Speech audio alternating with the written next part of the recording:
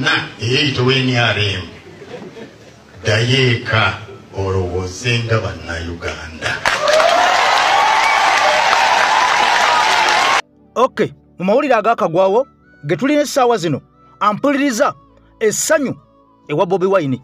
Mumanyi omusajja akulira UPC Akena ono gwe yali naye ku ntana ya Obote ampuliriza ono alangiridde kati NUP agambye Museveni nedda temugeza ne mulonda Museveni. Bobi Wine ye waffe wuliriza gwe ono bwe yegasse ku NUP kaakati nno Mpuuga Masaka abantu bamutabukidde ebigambo bimwononekedde kyokka nga Sseggona eggulo abantu bamulumbye tekyamumalidde n'olunaku olwaleero ate bamuzeemu envunula bibya.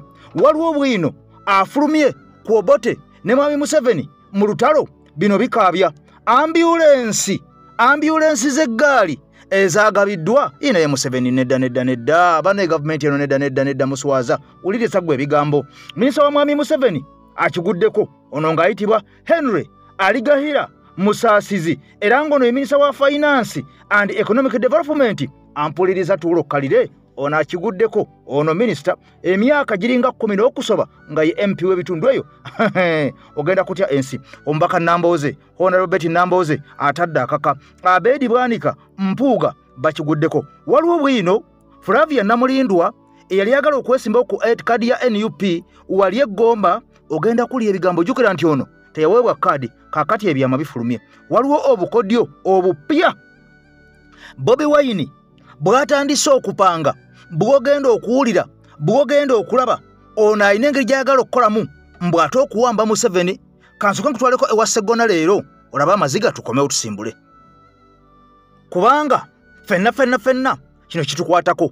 Omuntu ng'abantu bakukooye kitegeeza abantu babeera bakukooye. Kaakati nno musajja wattu amanyikiddwa nga Sseggona akali amaggwa ebigambo byongedde okubeera nga bimwononekera. Nakutegeeza olunaku olw'eggulu engeri gyalumbiddwamu abantu ono ng'avuddeyo mu motoka ayimisizza omutwe ne bamugamba tuula wansi jawo watutama twakukoowa twagala waalu era abantu balabikiddwako nga bayimba waalu.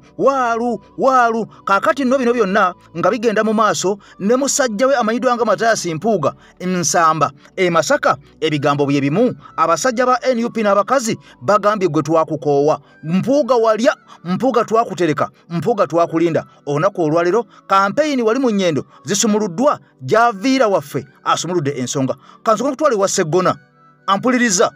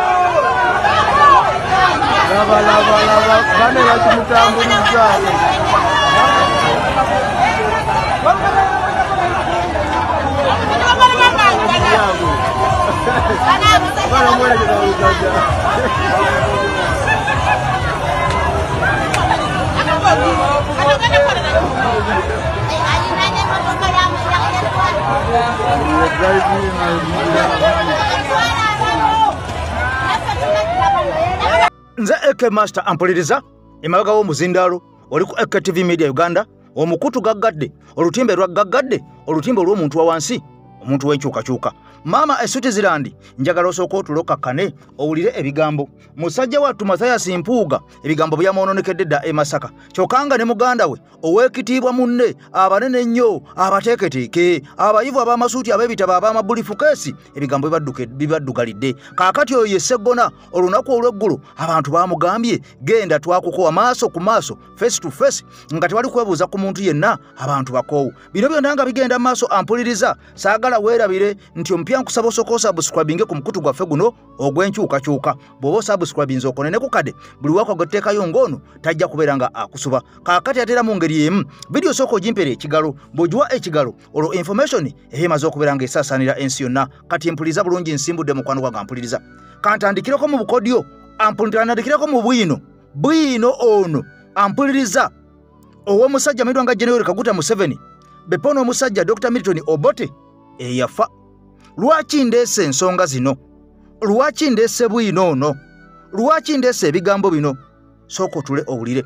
Gwe wenna gy'oli mukwano gwange ampuliriza, alaba ebigenda mu maaso naye nga wasirika, alaba ebigenda mu maaso okutulugunya, okwavuwaza abantu, okubabuzaako emirembe n'ebirala bifaanaganako ng'ebyo nga wasirika. Wulira akatambi kano.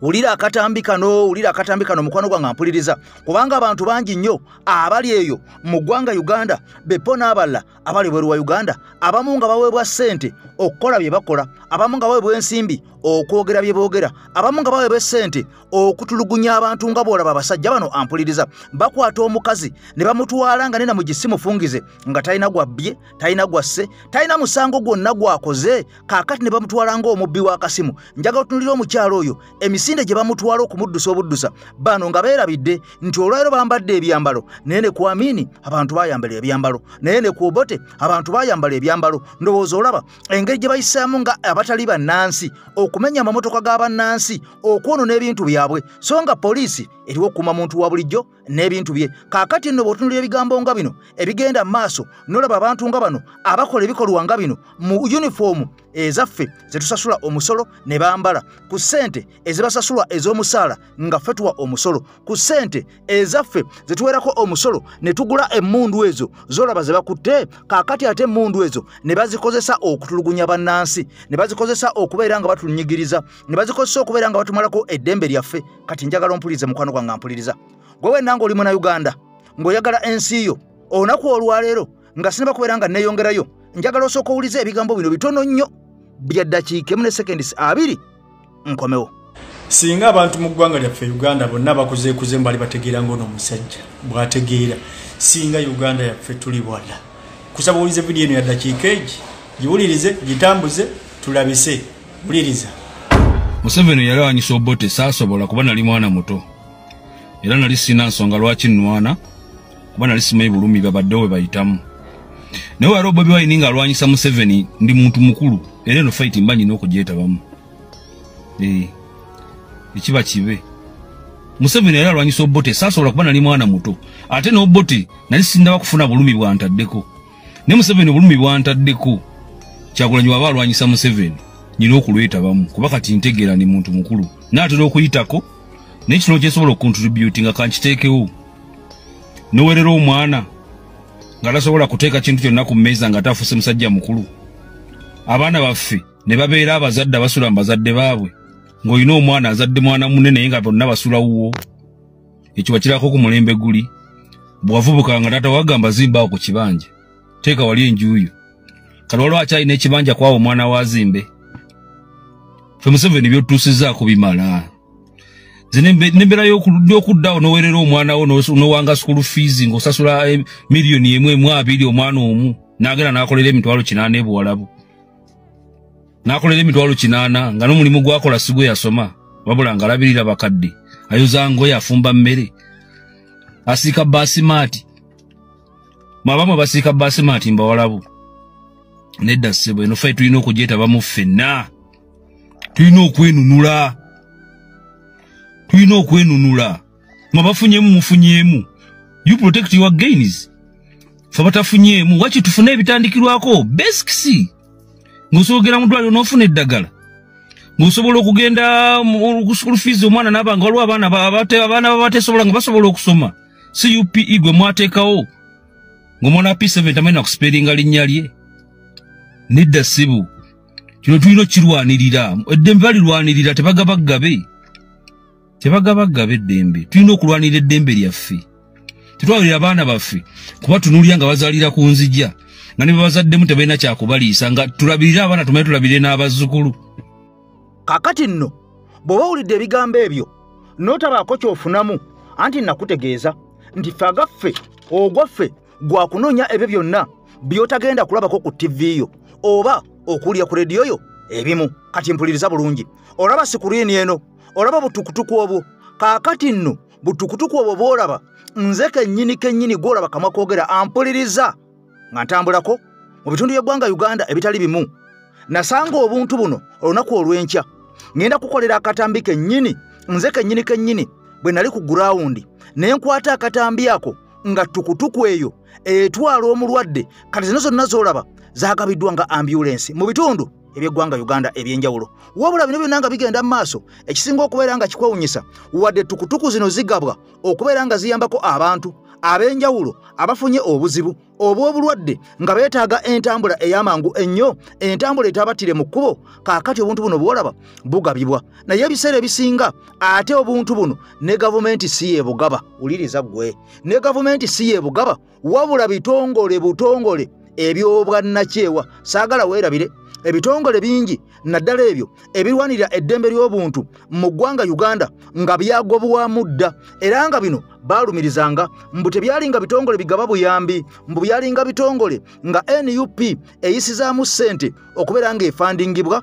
mbu okulwanyisa mwami Museveni. Kaakati olwo ofiisi zino ne zigoba mu ggwanga Uganda, era tujjukira nti abantu bangi abaagobwako okuva mu ggwanga erya Norway, okuva mu ggwanga erya Canada n'amawanga amalala abaali abalwanirizi b'eddembe lukulwe kayingu. Era Museveni yategeeza nti abo omulimu gwe babadde bakola mbu n'omukyala Mariam Wangadya gwakola Uganda Human Rights Commission mbu gwe mulimu gwe gumu gwekola. Kaakati nno olwo jjukira eno Uganda Human Rights Commission ekulirwa mwami Museveni akolamu ya mulonda, era kyova olaba bannayuganda bonna abaawambibwa abaasibwa waliwo akazito kangi nnyo akaavanga mu bitongole biri ebyagobwa. Kaakati kasita byagobwa omuggundu gwonna gwaggwawo. Katolo Mariam Wangadya yavaayo n'ategeeza nti abantu bonna be tugamba nti baabula tebaliiyo, mbu abantu tebaliiyo, okutandikira ku musajja amanyikiddwa nga John Bosco Kibalama.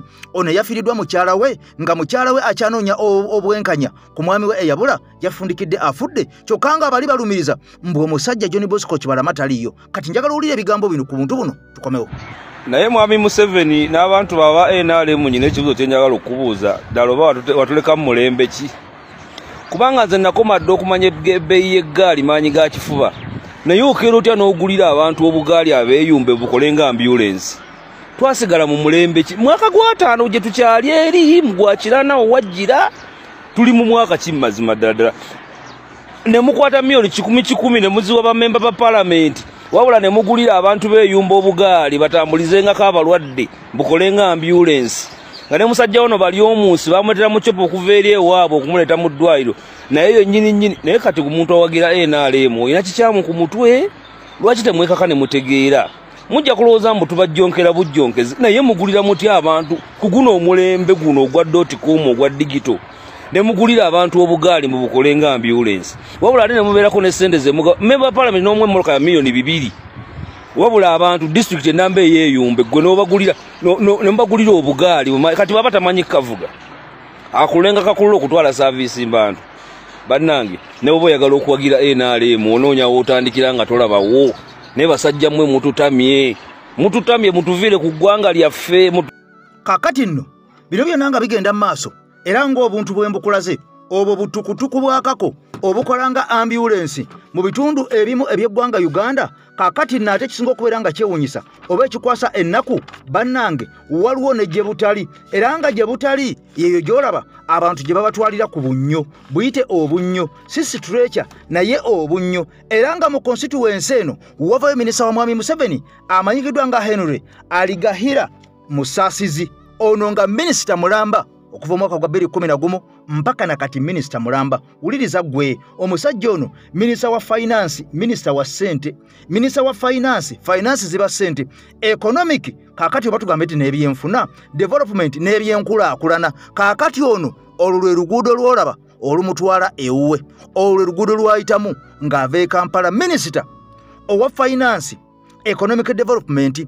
Era awo waayitanga naye agenda ewuwe oba waabwe oba yaviirayo ddala nga yavayo kati abeera ddala Kampala, tewali muntu n'omu amanyi. Era awo woolaba abantu we bayita nga bagenda okukola emirimu gyabwe kyannaku nnyo. Era awo woolaba abaana abato abasoma we bayita nga bagenda okubeera nga basoma. Era awo woolaba abalwadde we babayisa nga babatwala mu malwaliro ag'enjawulo. Kino kiba kitegeeza nti n'emmotoka tezikyakola, tezikyasobola kubeera ng'awo ziyitawo. Kabeere pikipiki tekyasobola kubeera ng'awo eyitawo, kubanga nga bw'olaba amazzi gawambawo, amazzi gazindawo, nga tosobola kubaako kyonna kyonna kyokola oba oliawo omulimu gwonna ogwandiyambye munnansi okubeera nga asobola okubaako ne kyeyekolera mu mbeera bwetyo ey'okuyambagana. Kati bino byonna nga bigenda mu maaso, eno gavumenti y'abasajja bano emaze emyaka 40 naye tekikwewuunyisa kusangayo muntu Munnayuganda ng'akugamba nti abo be baffe, oyo waali tetwagala muntu n'omu amukwatako, naye nga bw'oba otunudde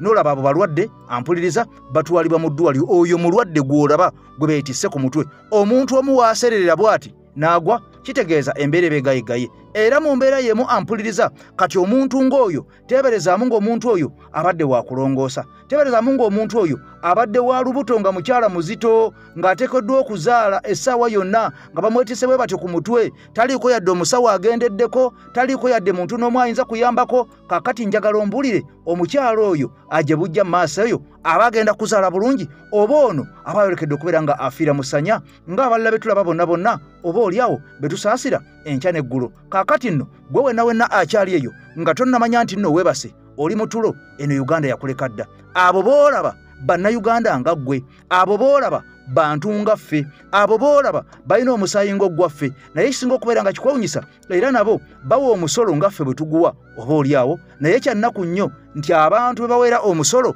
okubeera nga bayambibwa saaviisi tebasobola kubeera nga bazifuna. Kyokka ate ekyennaku abasajja bakulaga nti ebifo ebyo ate be basinga mbu okulonda Mwami Museveni, mbu okulonda NRM, mbu okwagala Mwami Museveni. Kyokka nga ate kisinga okubeerera nga kikwewunyisa eno Mwami Kyagulanyi bwe yagenzeeyo mu bitundu byeno, amagye gaaweddeyo, mu barakisi gaaweddeyo, poliisi zaasigadde enkalu okulwanyisa buli muntu yenna agenda okujja okulopera Mwami Kyagulanyi embeera embi, embeera enzibu, endya embi, obwavu obukudde ejjembe abantu beeyo bwe balimu. Kati bino byonna nga bigenda mu maaso, gwe mukwano gwange ampuliriza, njagala nsooke nkuwe katambi kano owulire amaloboozi agakavaamu, ojja kumanya nti abantu bali bubi, tukyalina okulwana ennyo n'okutambuza enkyukakyuka okwetolola Uganda.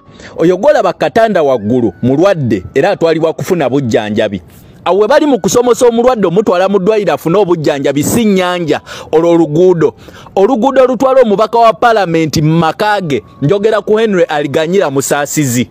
Omukulu ono takoma kubeera bubeezi mubaka wa paalamenti owa Rubanda East County, wabula minisita mulamba mu gavumenti ya Museveni. Ye Minister of State for Finance, Planning and Economic Development, era ng'ekifo kino eno yakijja mu mwaka gwa 2011 paka nakati. Lwero oluguudo olugenda ewuwe, era nga n'abantu mwe bayita nga bagenda ku mirimu gyabwe, n'abalwadde mwe babasomeseza okubatwala mu malwaliro, n'abaana abasoma mwe bayita nga bagenda ku masomero.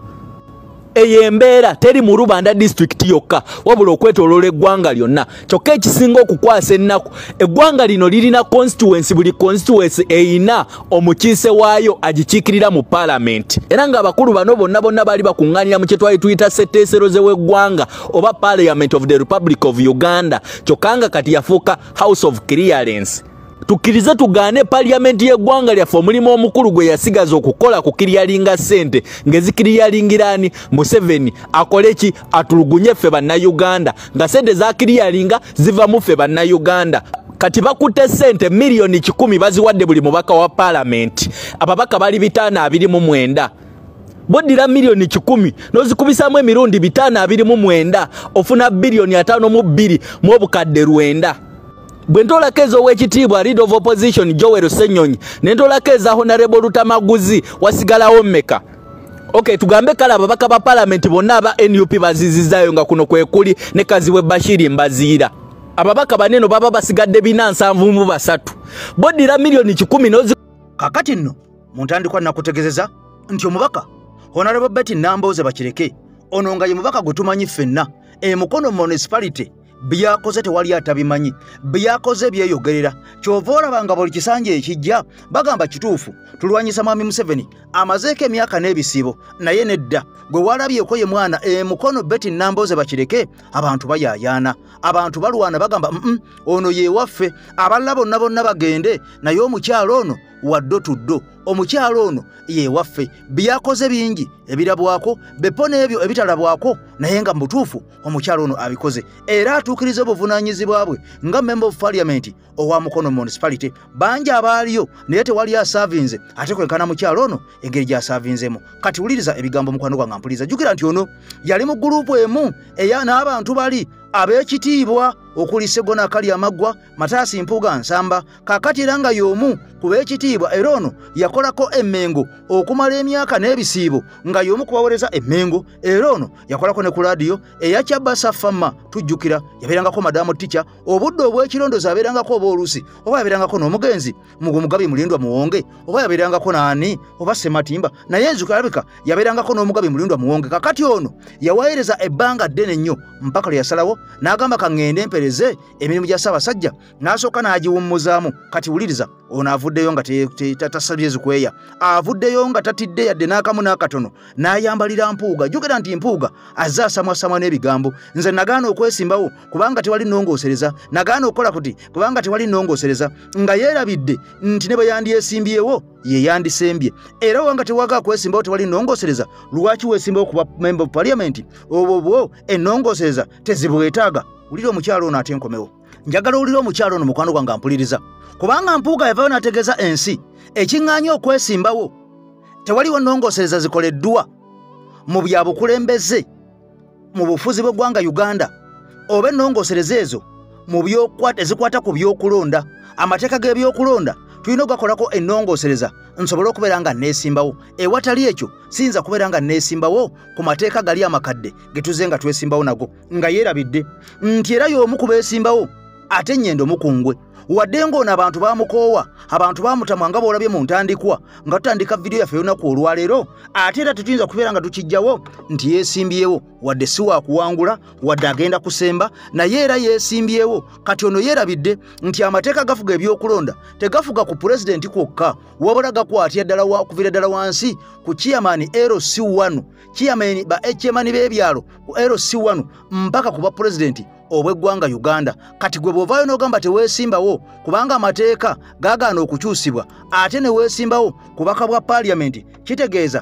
obeera ogenze eri mu luzzi nga tonaba kubeera ng'osena ate n'obeera ng'oluvannyuma osalawo osene mu bufunze oba olinnye gye gava kaakati no wano omukyala Betty Nambooze bakireke wa vidiyo nalumba omusajja ono jjukira nti ono yagamba mpa Mwami Kyagulanyi mperekeze buwerekeze ng'ate ye yalemwa n'okufuuka emperekeze kaakati ono bamugambye engeri walemwa n'okufuuka emperekeze nga nebigenda mu maaso ku bwa pulezidenti tobimanyi tobitegeera kubanga singa wali obitegeera wandyeesimbyewo toyina kapasite tosobola kwesimbawo ku bwa pulezidenti kubanga twakulaba ng'otembeeta DF wali eri mu bitundu by'omwambuka naye ng'awerekerwako bagenze nabo bokka bokka n'afunayo abazeeyizeeyi nga basatu ne bamusibawo bulibaliba naye n'akimanya nti ensi yamugaana ensi yamugoba ensi temwagala kati ennugu n'ensaalwa Honorable abyogeddeko bw'ati bamulira sente yasooka kukugula kalulu akati ekyo ne bamulira sente n'agamba simanyi wewe yawemmeka yasangawo obululu buna kakati ate bino byayogera mu Kampala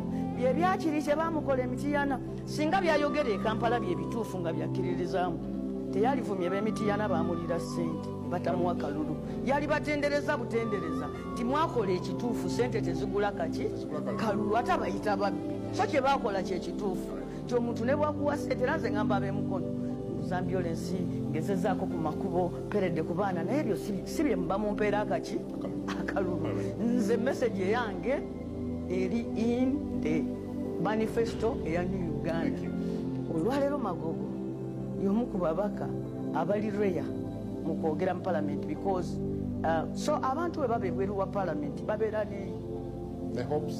n'ebirowoozo bingi nnyo kati nga nze naliteekawo nze muntu eyasooka omubaka parliament ogula ambulance nga sikyagala kubanga nange ekimanyi si mulimu gwa parliament naye tewaliiwo nsonga nasanga ababaka ba parliament nga bwe tufiirwa omukazi ng'azaala nga tukuba press conference ng'ababaka abakyala nga tukaaba nga tuboggola nga tukola ki nga tulwana nnyo wanu nasooka nendeeta maternal health motion with 11 points parliament neeza adoptinga tuteekewo on-call ambulances tukole bwetti tuzeewo ba midwives 12 points okumanya zaali nnungi zaali adopted internationally nga benchmarking points z'amawanga agakyakula ebintu bye galina okukola ku maternal health nembiteekawo bapa mu parliament ogwokwogera mu parliament n'ebituufu ebirina okukola nengukola tebabissa mu nkola bali mu executive eri emukono tuli mu traffic jam abantu bange bafa ngende nziike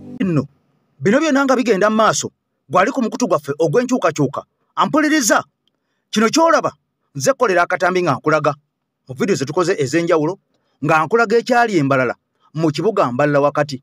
Jukira nti wano abasajja bana bali mu gavumenti webabadde balimbira ensi, webabadde babuliza bannayuganda nga babadyeekadyeka nga babagamba nti Mwami Kyagulanyi mu Western talinayo buwagizi yadde n'akamu n'akatono yadde omulema. Kaakati nno kino kibuga Mbalala kyokka, era kino kyaviirako abasajja bano okubeera nga bakwatibwa obusungu ne bakwatibwa ennugu oba oliawo ne batandika okubeera nga bayiwa amagye buli wamu wonna.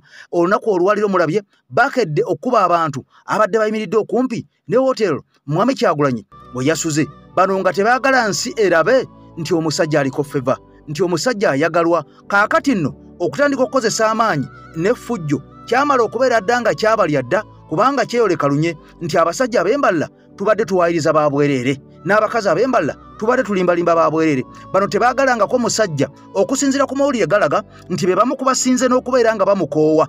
Mmwe mugamba nti mwamukoowa, naye ab'Embalala omukwano laavu gye balaze pulezidenti waffe yakakasizza ebigambo bye bazze nga boogera nti bannanga omusajja mmwe mutusibyeko eyo, ffeno twamukoowa dda. Njagala olabe enkuyanja n'enkuyanja, namungi ne namungi w'omuntu, era nga bapropagandist aba NRM bepo n'abo ab'obubiina bwe baggulawo obupya okubeera nga busiba Mwami Museveni mu ntebe okuwuddiisa abantu, baavudde ne bategeeza nti abantu abo bonna mbu Mwami Kyagulanyi ajja nabo olw'okubanga buno obubiina tebuliiko bantu gye bulaga yonna. Abantu butambula bwokka, bugenda bweyogeza bwokka mu kkubo nga tebuliiko muntu n'omu agenda kulaba nti nno akomawo okubeera nga abwaniriza. Kaakati nno bano ennugu batandise okutegeeza ensi, wabula Haji Sheeke abyogeddeko bw'ati. Bwabanga Mwami Kyagulanyi nga yabadde Embalala n'afaanana nga bwe yafaananye kuba badde batabisuubira batyo nyini nsi alina obuyinza. Tugambe Kyagulanyi alina amaanyi ge yajjeewa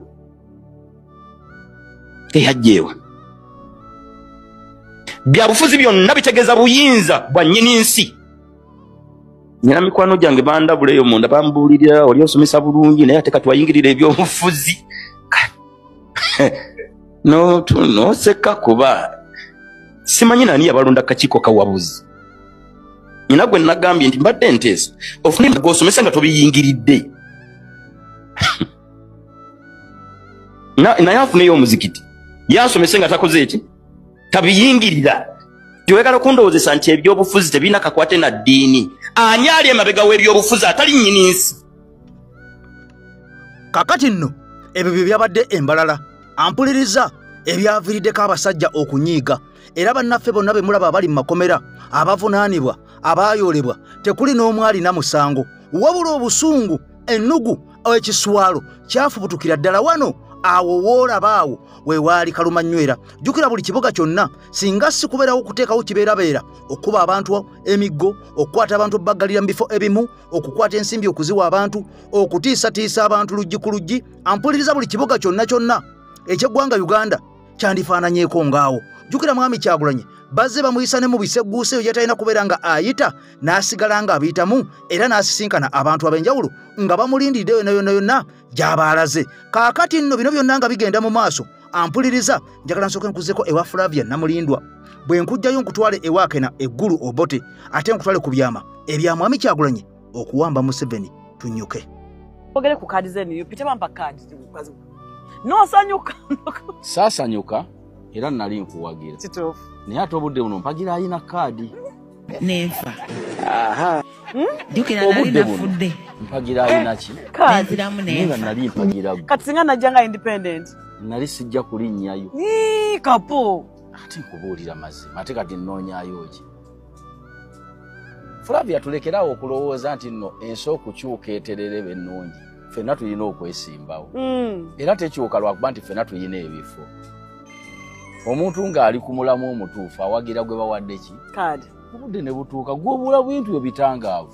So we wasoose okwesimbawo ekisaanyi ekisoose. Bye gwe gusoose. Ekyokubiri ogenda kitwala. Bw'ogambye neyanza nnyo neyanza. Anti nkubuulidde bulungi. Amiina taata. Kubanga guno buli muntu kati ndi mu kulagula. Buli muntu gw'olaba ekibiina kyaffe ky'NUP obuzibu ekigenda okusinga okufuna. Okujjako Mungu atuyambe tutwale obuyinza. Naye singa ate nga bw'omanyi bavuluga obululu ne tutabutwala.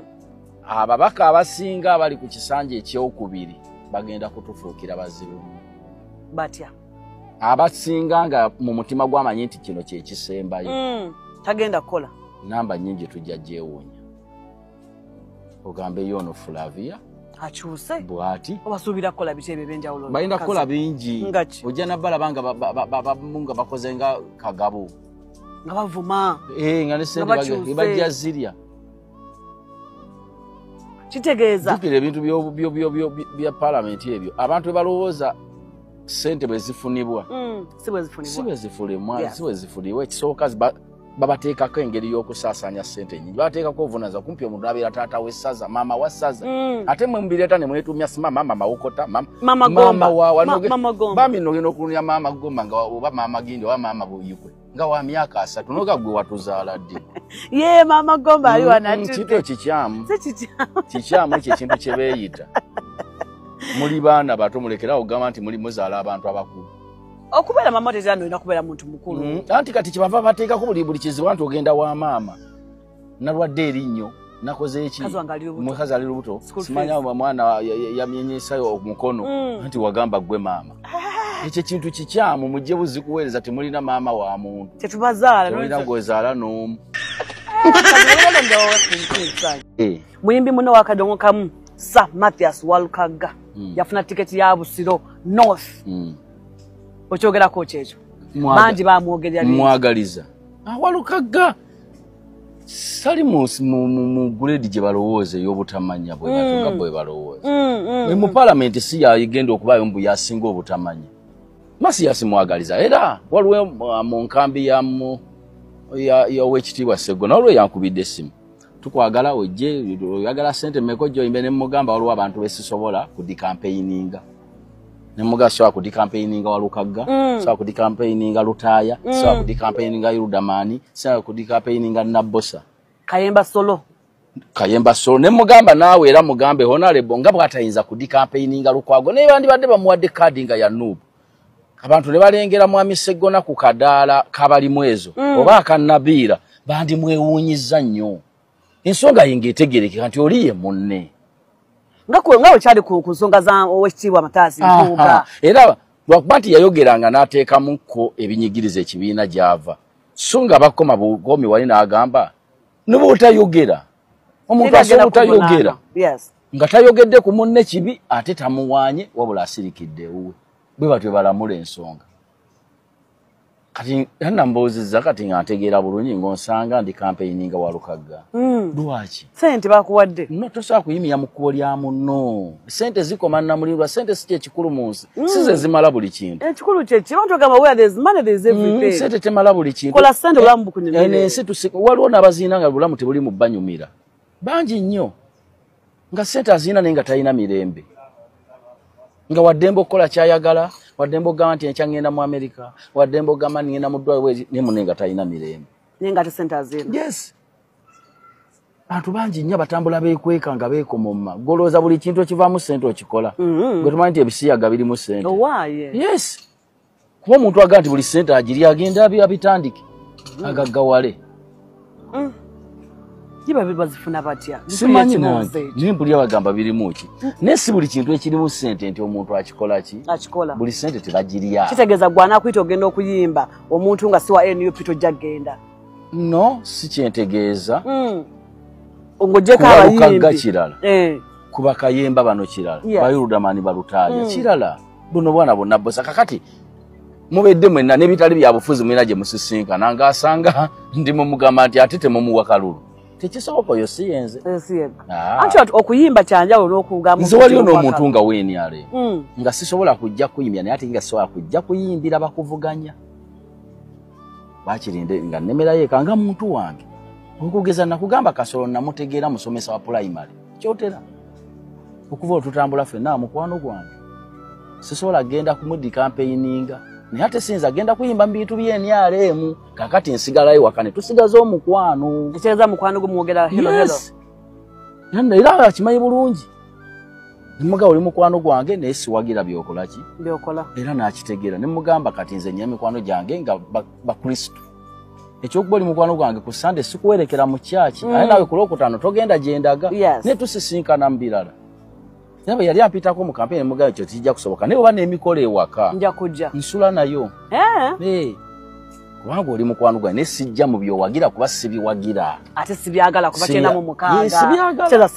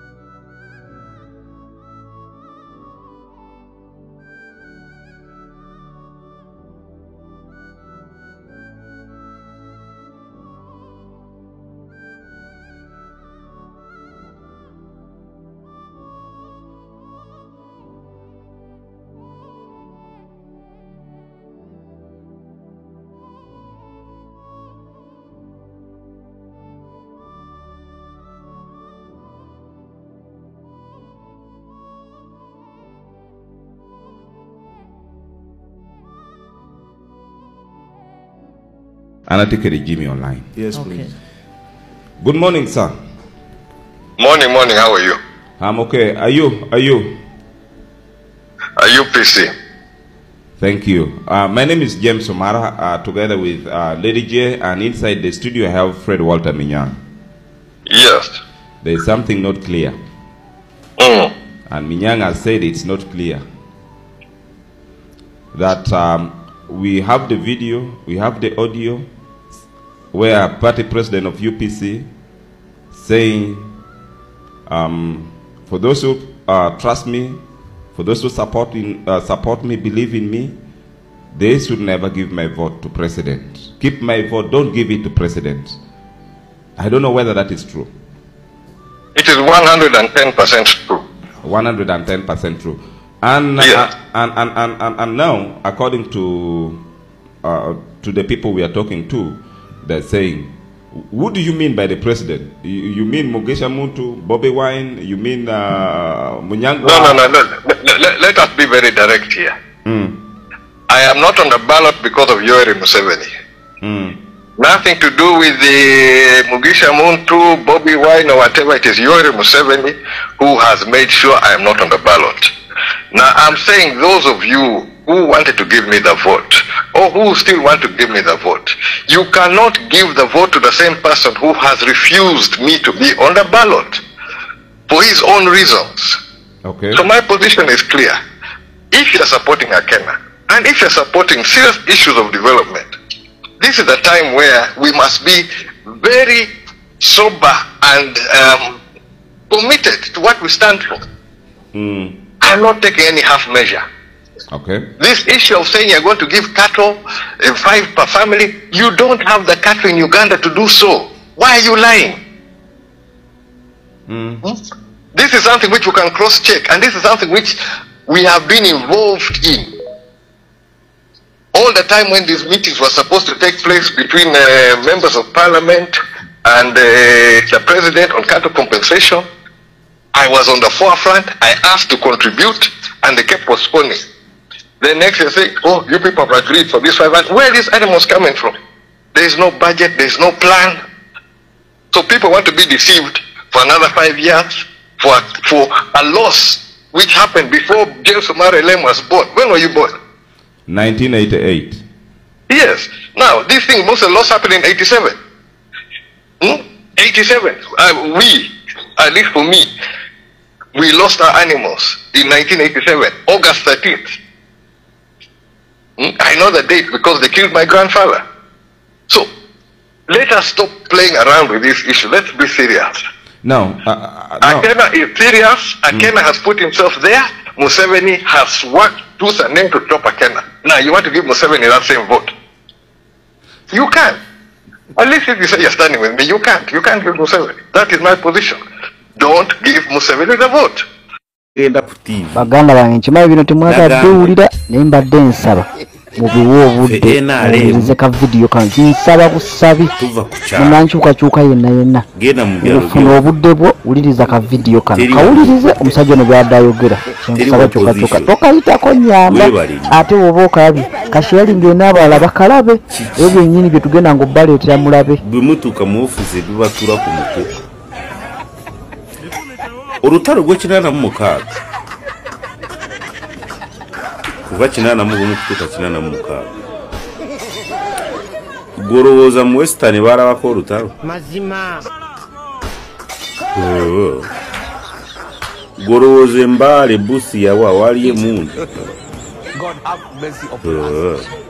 kati general Saabalwali bwe yali agenda kuwamba obuyinza lwaki teyawamba ggulu lwaki emundu yatokota erumba kibuga Kampala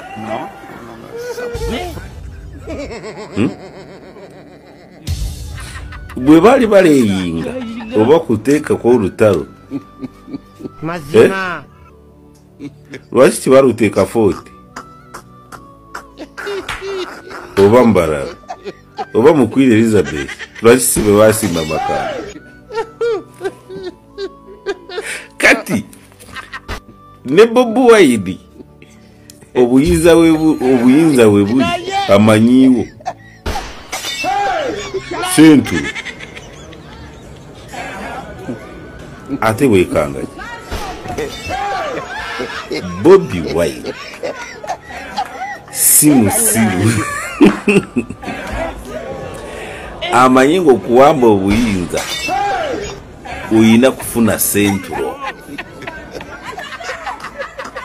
ebisigadde bya luvannyuma Kasese, Arua, Masindi, Busia, Ajumani, Moroto, wa gwe bachefu ali batinyefuza bamugisha muntu ba Matayo Kyali Gonza ba Aronda Nyakeiriba barumba Kabale bwe batuka Katonga wale munde etokota lwaki tebagenda ne bawamba Embarara ne bagaa kati gavumenti tugikutte yuwebuuza kati gwe bw'ojja ku TV ku rediyo n'ogamba tuli eno Kijandongo tiwaramanyi opposition nze sivuma naye nandi wadde mugamba ekigambo ekinene wano naye ddayo ofune nakyo intellect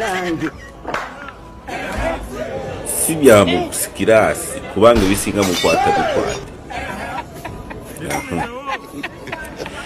omulala oba yali sipiika n'awandika n'agamba Bobi Wine ababutambulirako bajja kulaba buyimbi nedda sipiika wange omulungi Triple A nkwagala nnyo kyoyogera oba otakimanyi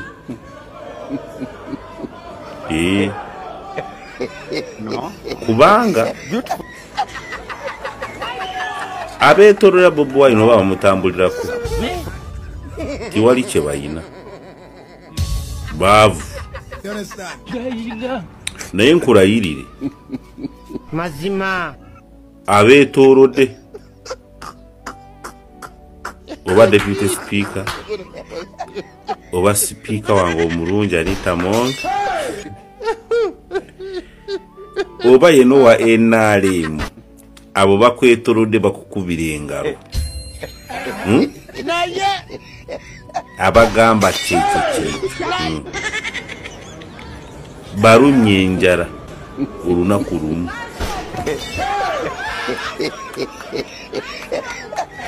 enkyalo wakulu tobawa wiiki eno noonyayo wiiki noonyamu olunaku tobawa sente ogenda kubategeera baani ate bagambe mumperekere paka tugende gye tulaga ku bantu 10 b'oyina tojja kulabako wadde half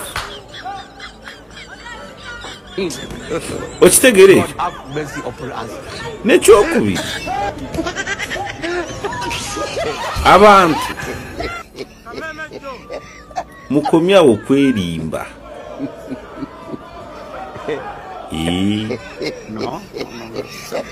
muteeka amatu ku gurawundi wansi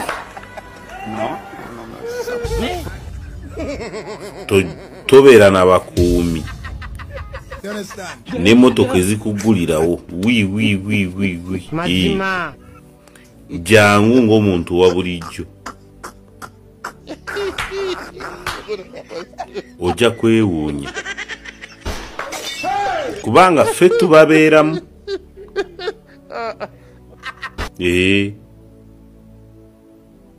tubabeeramu tubasiibamu birara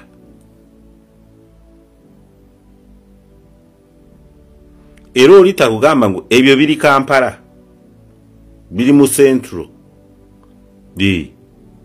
kubanga obuyinza gye buli tibuli Arua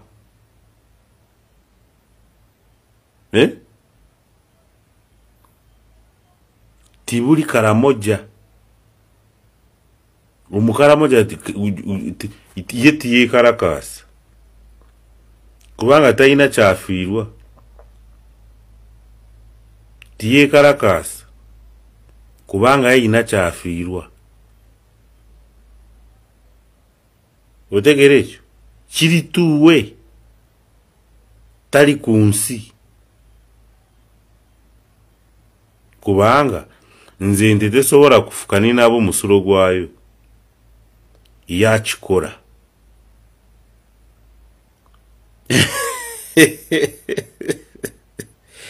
ebyo bye mutaagala kuwulira kubanga bitiisa naye ekyo ekitiisa oba ekikukanga oba ekyo ekikuzukusa nerves oba veins kyekituufu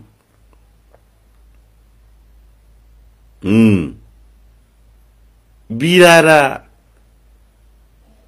babalimba tebabagamba mazima